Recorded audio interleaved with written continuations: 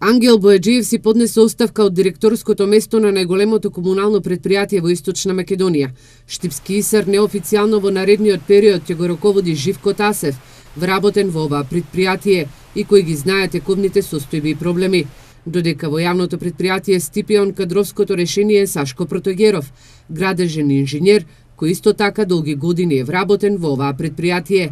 Од кабинетот на градоначалникот Благој Бочварски ја потврдија оставката на Бојаджиев и за утре најавија официјална информација за новите кадровски решенија, кои токму и од Бочварски беа најавени дека ќе се случуваат по 15 ноември.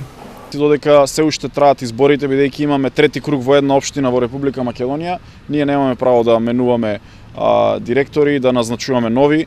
До тој момент, после 15 ќе разговарам со секој од нив да видиме како и на кој начин тоа ќе го направиме. Јас верувам дека ќе наидеме на нормална, коректна комуникација од нивна страна, за да го поставиме тимот кој што во наредниот период ќе работи заедно со мене во општина Штип. Засега неофицијално е дека во Средното медицинско училиште директорското место ќе го преземе Дејан Павлов.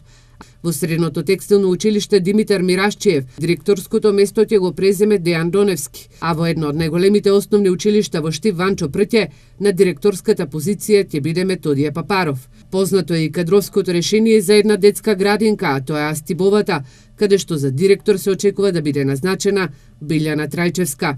Во Источна Македонија засега е известно дека официјално нови кадровски промени има во Делчево.